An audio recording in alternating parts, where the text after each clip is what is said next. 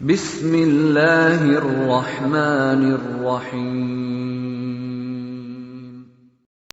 الحمدللہ رب العالمین والعاقبۃ للمتقین والصلاة والسلام علی سید الانبیاء والمرسلین اما بعد فاعوذ باللہ من الشیطان الرجیم بسم اللہ الرحمن الرحیم یکاد البرق یخطف ابصارهم كلما اضاء لهم مشوا فیہ وَإِذَا أَظْلَمَ عَلَيْهِمْ قَامُوا وَلَوْ شَاءَ اللَّهُ لَذَهَبَ بِسَمْعِهِمْ وَأَبْصَارِهِمْ إِنَّ اللَّهَ عَلَى كُلِّ شَيْءٍ قَدِيرٌ آمنت بِاللَّهِ صدق اللَّهُ مولانا العظيم وبلغنا رسوله النبي الكريم الأمين عن قریب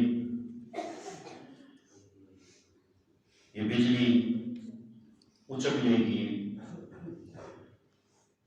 ان کی آنکھوں کو یا ان کی آنکھوں کی روشنی کو جب کبھی وہ راستہ روشن ہوتا ہے یا وہ چمک راستے کو روشن کرتی ہے ان کے لیے تو وہ اس میں چلتے ہیں، اور جب اندھیرے چھا جاتے ہیں ان پر قوم وہ کھڑے ہو جاتے ہیں، رک جاتے ہیں۔ وَلَوْ شَاءَ اللَّهُ لَذَهَبَ بِسَمْعِهِمْ وَأَبْصَارِهِمْ، اور اگر اللہ تعالیٰ چاہے تو ان کی سماعت اور ان کی بصارت کو لے جائے یا ختم کر دے۔ ان اللہ علی کل شیء قدیر، بے شک اللہ تعالی ہر چیز کے کرنے پر قادر ہے۔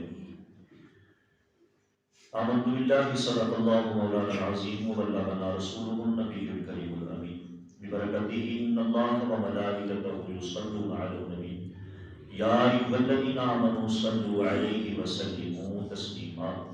الصلاۃ والسلام علیک یا سیدی یا رسول اللہ، الصلاۃ والسلام علیک یا سیدی یا حبیبی یا رحمۃ اللہ، الصلاۃ والسلام علیک یا سیدی یا رحمۃ للعالمین، وعلی آلک واصحابک یا حبیبی یا سیدی یا محمد رسول اللہ صلی اللہ علیہ وسلم۔ اللہ تبارک و تعالیٰ کی تعداد بے شمار حمد و ثنا کے بعد درود و سلام کا نذرانہ حضور تاجدار مدینہ سہولت المسینہ فیض مدینہ صلی اللہ تعالیٰ علیہ وآلہ وسلم کی بارگاہ میں میرے واجب القدر حضور کو دوستوں نوجوان ساتھیوں، سورۃ البقرہ کی آیت نمبر 20 آپ کے سامنے تلاوت کرنے کا شرف حاصل کیا ہے۔ اس کے ذمہ ذائق میں چند ایک باتیں آپ کی گوش گزار کرنی ہے۔ دعا ہے خالق کائنات زبان پہ حق جاری فرمائے اور ہم سب کو سن کر عمل کی توفیق عطا فرمائے۔ میرے واجب القدر یہ آیات مقدسہ پچھلی آیت مقدسہ کا ایک جزء اور حصہ ہے۔ ان کے اس واقعے کا آدھا حصہ پچھلی آیت مقدسہ میں ذکر کیا گیا اور بقیہ حصہ اس آیت مقدسہ میں ذکر کیا گیا۔ یعنی ایک حالت ان کی پچھلی آیت مقدسہ میں کہ کڑک اور گرج کی آواز سن کر وہ اپنے کانوں میں انگلیاں ٹھونستے ہیں، اور دوسری حالت جو ہے اس آیت مقدسہ میں بیان کی گئی کہ جب بجلی کی روشنی حاصل کرتے ہیں تو وہ چند قدم چلتے ہیں، اور جب اندھیرا چھا جاتا ہے بجلی کی روشنی ختم ہوتی ہے تو پھر ڈر کے مارے کھڑے ہو جاتے ہیں۔ تو میرے واجب القدر اس آیت مقدسہ میں اللہ تبارک و تعالیٰ نے منافقین کی بہت بڑی ایک مثال، ان کی نشانی خالق کائنات میں بیان فرمائی ہے۔ رب ذوالجلال نے فرمایا یکاد البرق، یکاد یہ فعل مضارع، فعل ماضی معروف، واحد مذکر غائب کا صیغہ ہے۔ کادا یکاد قود، قود کا معنی ہوتا ہے قریب ہونا۔ لفظی معنی کیا ہے؟ قریب ہونا۔ یہ وہاں بولا جاتا ہے جہاں کوئی کام واقع نہ ہوا ہو لیکن اس کام کے واقع ہونے کا مکمل اندیشہ اور ڈر ہو، وہاں یکاد بولا جاتا ہے۔ رب ذوالجلال نے فرمایا یکاد البرق، ان قریب، ابھی ان کی آنکھیں اندھی ہوئی نہیں لیکن ان کے دلوں میں یہ ڈر اور خوف بیٹھ چکا ہے کہ اس برق کی وجہ سے، اس بجلی کی وجہ سے ہماری آنکھیں اندھی ہو جائیں گی۔ ابھی اندھی ہوئی نہیں۔ یکاد البرق ان قریب، یہ بجلی جو ہے یخطف، خطف بمعنی اچانک کسی سے کوئی چیز چھین لینا، اچانک چھیننا، جسے اردو زبان میں اچک لینا بھی کہتے ہیں۔ یعنی کسی سے کوئی چیز چھین لینا، اچانک چھیننا، اسے پتہ ہی نہ چلے۔ رب ذوالجلال نے فرمایا یخطف ابصارهم، کہ اچانک چھین لی جائے ابصارهم، ان کی آنکھوں کی بینائی۔ ابصار بصر سے نکلا، بصر کا معنی ہوتا ہے آنکھوں کی روشنی، یعنی ان کی آنکھیں تو سلامت رہیں لیکن آنکھوں کے اندر جو بینائی موجود ہے، یہ روشنی در حقیقت ایک ہی روشنی ہے، لیکن منافقین کی جماعت، یہ ٹولہ کافی لوگوں پر مشتمل تھا، اس وجہ سے رب ذوالجلال نے ابصار جمع کا لفظ استعمال فرمایا۔ رب ذوالجلال نے فرمایا یخطف ابصارهم، کہ اچک لی جائے، اچانک چھین لی جائے ابصارهم، ان کی آنکھوں کی روشنی۔ کلما، جب کبھی، یاد رکھیے کلما اور اذا جو ہے یہ دونوں ایک ہی معنی کے لیے استعمال ہوتے ہیں، لیکن کلما میں زیادہ گنجائش موجود ہے۔ کلما کا لفظی معنی ہے جب کبھی، اذا کا معنی ہے جب، کلما میں زیادہ گنجائش ہے۔ رب ذوالجلال نے فرمایا کلما اضاء لهم، اضاء کا کی تفسیر جو ہے میں پیچھے عرض کر چکا ہوں کہ بہت زیادہ روشنی۔ سورج کو ضیاء کہا جاتا ہے، چاند کو قمر کہا جاتا ہے، چاند کو قرآن نے نور کہا ہے۔ میرے محبوب کے منور چہرے کو بھی رب ذوالجلال نے قرآن پاک میں نور فرمایا ہے۔ یہاں فرمایا کہ کلما اضاء لهم، جب خوب روشن ہو جائے، لهم ان کے لیے۔ اضاء یہ فعل لازم بھی استعمال ہو سکتا ہے اور متعدی بھی استعمال ہو سکتا ہے۔ لازم اسے کہتے ہیں جسے مفعول کی ضرورت نہیں ہوتی، مفعول کے بغیر ہی وہ اپنا معنی، اپنا ترجمہ مکمل کر لیتا ہے، اپنی بات سمجھا دیتا ہے۔ لیکن متعدی وہ ہوتا ہے جسے مفعول کی بھی ضرورت پڑتی ہے۔ تو پھر اگر لازم ترجمہ ہو تو پھر کیا ہوگا؟ اضاء لهم، کہ جب راستہ روشن ہو جائے۔ اگر متعدی کے معنی میں ہوگا تو پھر اس کا ترجمہ یوں ہوگا اضاء لهم، جب وہ روشنی، جب وہ چمک، جب وہ بجلی راستے کو روشن کر دے۔ لهم ان کے لیے، مشو فی، مشو یعنی آہستہ آہستہ چلنا، شو بنانا آہستہ آہستہ چلنا، مشو فی، تو پھر وہ اتنے خوف زدہ ہیں، اتنا ڈر ان کے دلوں میں ہے، مشو فی کہ روشنی جب بھی حاصل کرتے ہیں تو پھر آہستہ آہستہ چلتے ہیں، بھاگتے نہیں۔ ان کی عقل اتنا بھی کام نہیں کرتی کہ روشنی ہمیں حاصل ہوئی ہے، چند لمحات کے لیے روشنی حاصل ہوئی ہے تو اس میں ہم جلدی سے بھاگ لیں، جلدی سے فائدہ حاصل کر لیں۔ رب ذوالجلال نے فرمایا مشو فیہ، اس کے باوجود، روشنی حاصل کرنے کے باوجود مشو فیہ وہ آہستہ آہستہ چلتے ہیں۔ وَإِذَا أَظْلَمَ، اور جب اندھیرا ہو جائے، ظلمت ہو جائے۔ یہ اظلمہ جو ہے یہ بھی لازم اور متعدی دونوں کے معنی میں استعمال ہو سکتا ہے، دونوں معنی میں ترجمہ ہو سکتا ہے کہ جب راستہ روشن ہو جائے یا جب وہ چمک جو ہے وہ راستے کو روشن کر دے۔ وَإِذَا أَظْلَمَ عَلَيْهِمْ، ان پر، قَالُوا، تو پھر وہ جب ظلمت ہو جائے، اندھیرا ہو جائے یا راستے کو وہ اندھیر کر دے وہ روشنی، علیہم قاموا، تو پھر وہ کھڑے ہو جاتے ہیں، ٹھٹک جاتے ہیں۔ ایک ہوتا ہے بیٹھنے سے کھڑا ہونا، ایک ہوتا ہے چلتے چلتے کھڑا رہ جانا۔ تو یہاں کھڑا رہ جانا کا معنی زیادہ جس کا ہوگا۔ رب ذوالجلال نے فرمایا علیہم قاموا، تو وہ پھر کھڑے رہ جاتے ہیں۔ وَلَوْ شَاءَ اللَّهُ، اور اگر اللہ تعالیٰ چاہے۔ یاد رکھیے رب ذوالجلال ہر چیز پر قادر ہے، ہر چیز پر، ہر کام پر قادر ہے، وہ کسی بھی حالت میں مجبور نہیں۔ رب ذوالجلال نے فرمایا جس نے یہ آنکھ والی نعمت دی ہے، جس نے یہ کان والی نعمت دی ہے، تو اسے کوئی مجبوری نہیں، کسی کو جواب دینے کی ضرورت نہیں۔ اگر وہ چاہے تو وہ یہ آنکھیں واپس بھی لے سکتا ہے، اگر وہ چاہے تو یہ کانوں کی سماعت واپس بھی لے سکتا ہے۔ وَلَوْ شَاءَ اللَّهُ، اور اگر اللہ نے چاہا یا اللہ چاہے، لَذَهَبَ بِسَمْعِهِمْ، تو پھر ضرور، ذَهَبَ کا معنی میں نے پیچھے بھی عرض کیا تھا کہ ایسا لے جانا، کسی سے ایسی حالت میں اس سے چیز لے لینا کہ واپس ہونے کا کوئی چانس موجود ہی نہ ہو۔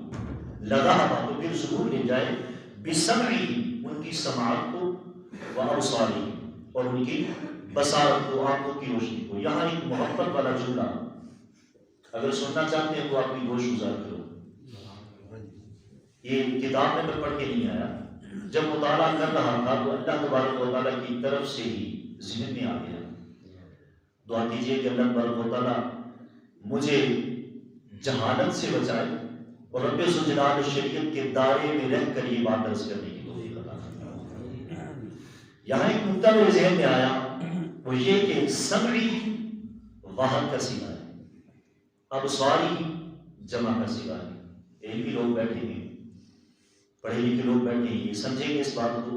سمع یہ واحد ہے، ابصار یہ جمع، بصر کی جمع.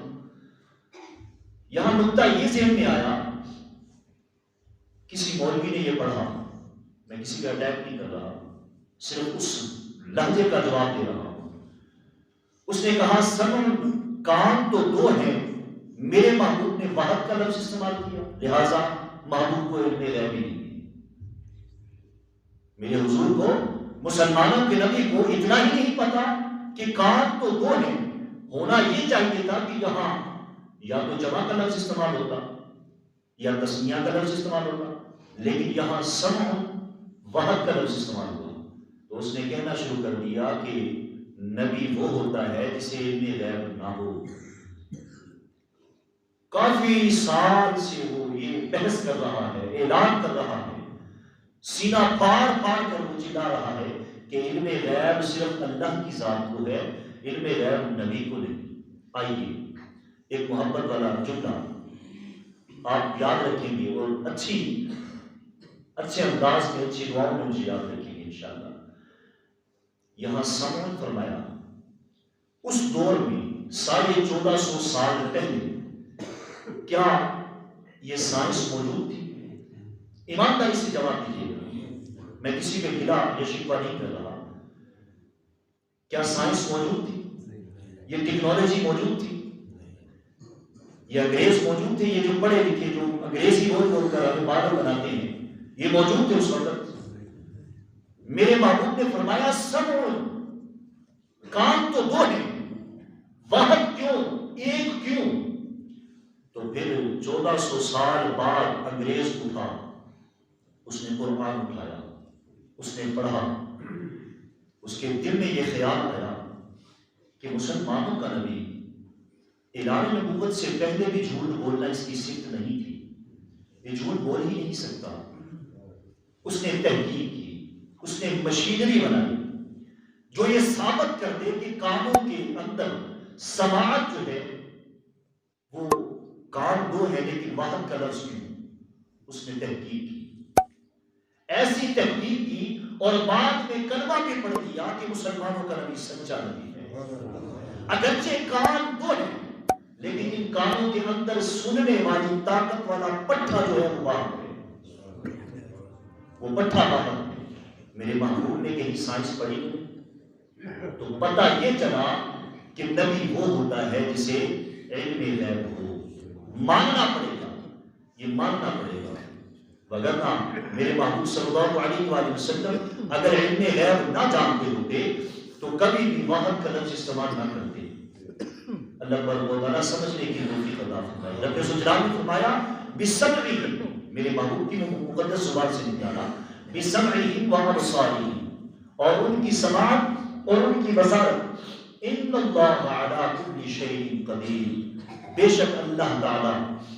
انا یہ پہلے بھی میں نے عرض کیا ہے کہ وہاں بولا جاتا ہے جہاں کسی چیز کے کرنے میں شک ہو یا کسی کے کلام میں شک ہو، اگرچہ عداوت کی بنا پہ ہو، وہاں یہ لفظ انا یعنی شک کو دور کرنے کے لیے یہاں انا اس لیے بولا گیا کیونکہ بعض مشرکین جو ہیں، جو کفار جو ہیں، وہ اللہ تعالیٰ کو نعوذ باللہ من ذالک مجبور سمجھتے تھے کہ وحدہ لا شریک ہو ہی نہیں سکتا، ایک معبود ہو ہی نہیں سکتا.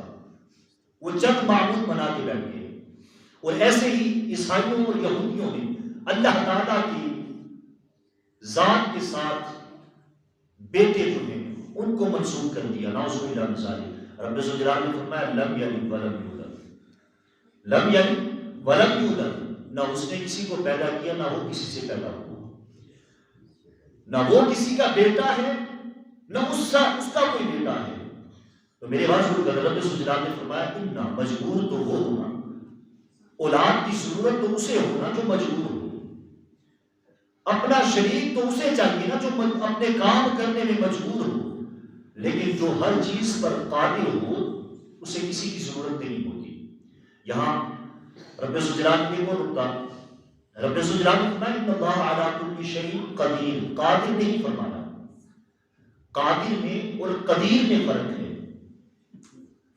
قادر اس میں فاعل کا صیغہ ہے اور قدیر صفت مشبہ کا صیغہ ہے. اس میں فاعل اور صفت مشبہ میں تھوڑا سا فرق یہ ہے، اس میں فاعل وہ ہوتا ہے کام کرنے والا، جو فی الحال کام کر رہا ہو اسے فاعل کہتے ہیں، اور صفت مشبہ وہ ہوتا ہے جو کام کرے نہ کرے لیکن وہ صفت اس میں موجود ہو. جیسے مثال کے طور پر ایک ہے سامع یعنی سننے والا، فی الحال وہ سن رہا ہے، آپ سب سامع ہیں، فی الحال آپ سن رہے ہیں. ایک ہوتا ہے سمیع، میرا رب ذوالجلال سمیع ہے، اگرچہ وہ سنے نہ سنے لیکن یہ سننے والی طاقت، یہ سننے والی صفت اس میں موجود ہے. ایسے ہی ایک ہوتا ہے متکلم، کلام کرنے والا. میں اس وقت متکلم ہوں یعنی کلام کر رہا ہوں، کلام کرنے والا. ایک ہوتا ہے کلیم، میرا رب ذوالجلال کلیم ہے، کلام کرے نہ کرے لیکن اس کے باوجود یہ کلام کرنے کی طاقت، یہ صفت جو ہے اس ذات میں موجود ہے. اللہ تبارک و تعالیٰ کی بارگاہ میں دعا ہے خالق کائنات حق شناسی کی توفیق عطا فرمائے. اللہ تبارک و تعالیٰ قرآن پاک کو سمجھنے کی، سمجھ کر اس پر عمل کرنے کی بھی توفیق عطا فرمائے. آمین آمین ثم آمین. وآخر دعوانا الحمدللہ.